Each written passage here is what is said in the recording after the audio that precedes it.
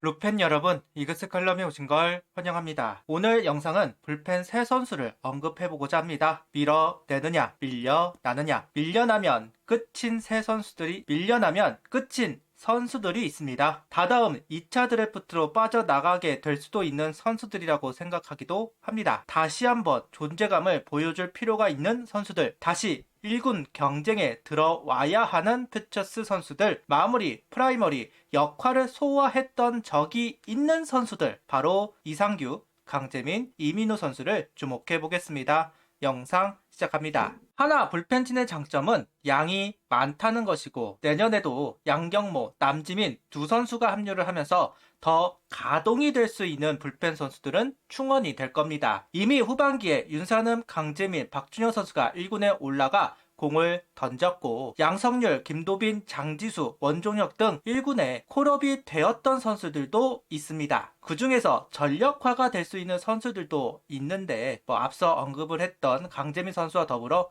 이민우, 이상규 선수도 언급을 할 만합니다. 세 선수가 어떤 퍼포먼스를 보여주느냐에 따라 불펜의 가동폭이 결정될 수 있습니다. 하나의 프라이머리, 즉 8회를 담당했었던 강재민, 이민우 선수, 그리고 LG에서 마무리 역할을 소화한 적이 있는 이상규 선수, 생 루키들은 아니기 때문에 어느 정도 계산이 되는 선수들이라고 할 수 있습니다. 다만 이런저런 이유로 현재는 1군보다는 퓨처스에서 공을 던졌던 새 선수이기도 합니다. 경쟁이 될 수 있는 선수들이냐는 질문을 한다면 저도 확답을 하기는 좀 어려운 것도 사실이죠. 경쟁에서 밀린다고 해서 이상할 것도 없어 보이는 것이 사실이기도 하니까요. 특히나 불펜의 수를 많이 확보하는 감코지는 아니다 보니 더더욱 확실한 모습을 보여주어야 가능성이 있기는 할 겁니다. 한승혁 선수는 KT로 이적을 한 상황이고, 박상원 선수가 26시즌을 마치면 FA가 됩니다. 그리고 주현상 선수도 27시즌이 끝이 나면 FA가 되는 것으로 알고 있습니다. 하나는 현재 중견수 트레이드를 하고자 합니다. 다만 현재까지는 성사가 되고 있지 않습니다. 성사가 된다면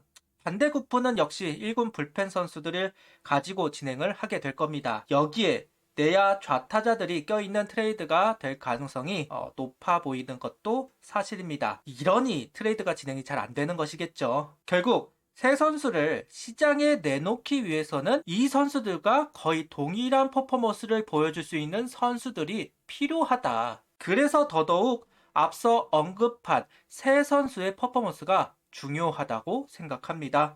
어린 선수들도 분명히 후보가 될 테지만 그래도 가장 먼저 기회를 받을 수 있는 건 시즌을 소화해본 선수들이라고 생각을 하고, 특히나 김견문 감독은 경력을 굉장히 중요시하는 감독이기 때문에 오늘 언급해보고자 하는 강재민, 이민우, 이상규 세 선수는 기억을 할 필요는 있어 보입니다. 1군 불펜진을 밀어낼 퍼포먼스를 보여줄 필요가 있는 세 선수라고 생각을 합니다. 올 시즌 밀리면 더 이상의 기회가 없을 가능성이 높은 새 선수이기도 합니다. 밀리지 않았으면 좋겠네요. 세 선수 중 그나마 가장 가능성이 있는 선수는 강재민 선수라고 해야 되겠죠. 강재민 선수는 퓨처스에서 공을 던질 때 뭉클했다. 그런데 초구를 딱 던지고 스트라이크다 싶었는데 ABS라는 것을 체감하면서 뭉클함이 사라졌다는 이야기를 하면서 복귀전에 대한 소회를 이야기를 하는데요. 공백기가 확실히 느껴지는 투구였습니다. 수술을 하고 재활, 그리고 군대 약 2년간 실전 피칭을 하지 못한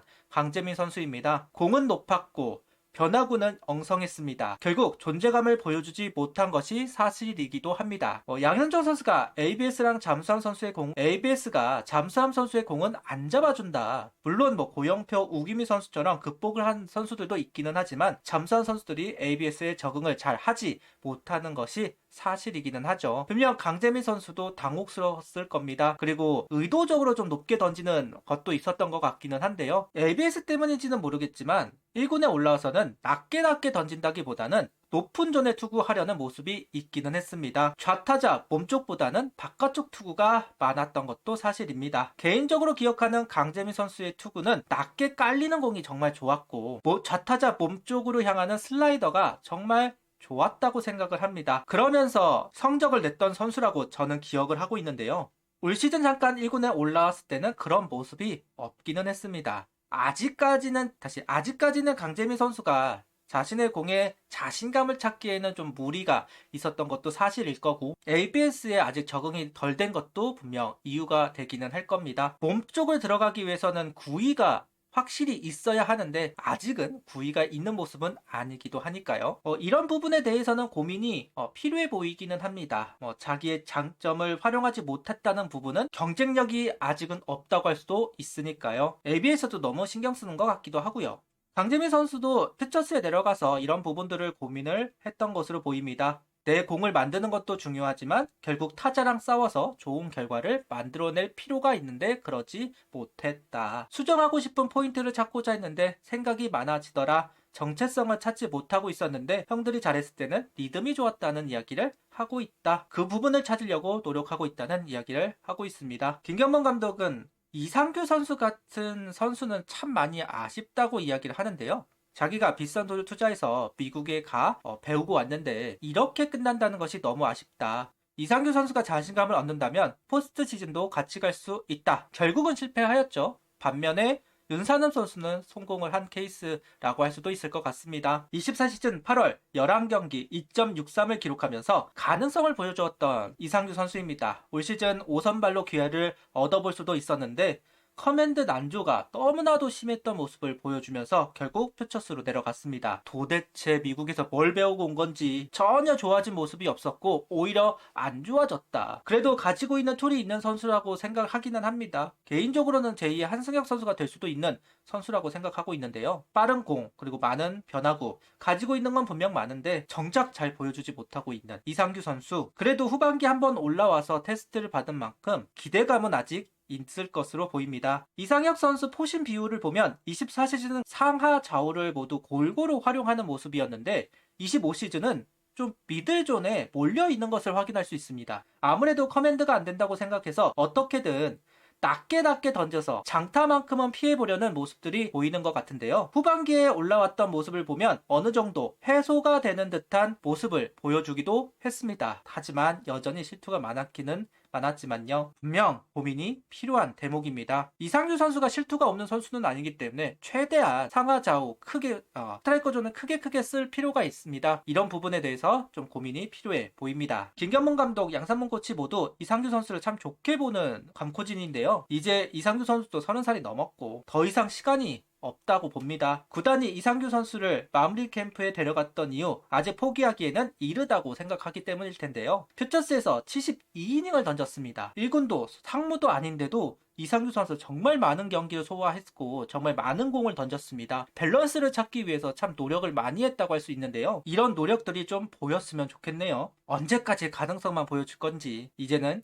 확실한 스탯이 필요한 시점입니다. 현재 제일 불안한 선수는 역시나 이민우 선수라고 해야 되겠죠. 이상규, 강재민 선수는 언제든 1군에 올라왔던 선수들이지만 이민우 선수는 1군 콜업 자체가 없었습니다. 부상 때문에 초반 경쟁이 안 되었던 것도 사실이기는 하지만 8월, 9월 불펜이 필요했을 때 이태양 선수와 함께 계속해서 언급이 되던 선수이기도 합니다. 그런데 외면을 받았다. 그래서 저는 2차 드래프트에서 빠져나갈 선수로 언급을 한 적이 있기도 합니다. 이태양 선수가 자청에서 풀리다 보니까 이태양 선수와 배동현 선수가 빠져나갔죠. 반면 이민우 선수는 결국 빠져나가지 못했습니다.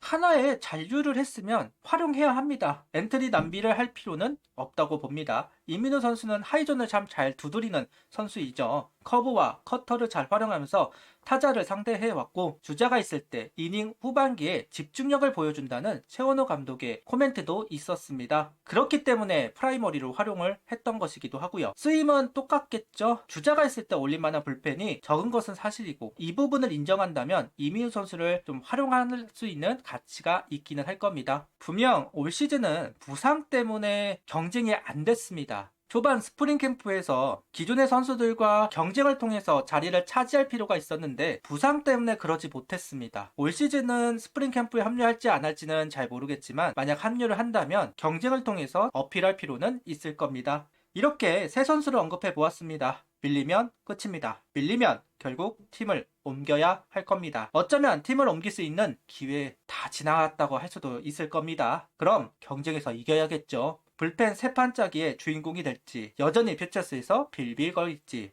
본인에게 달려 있습니다.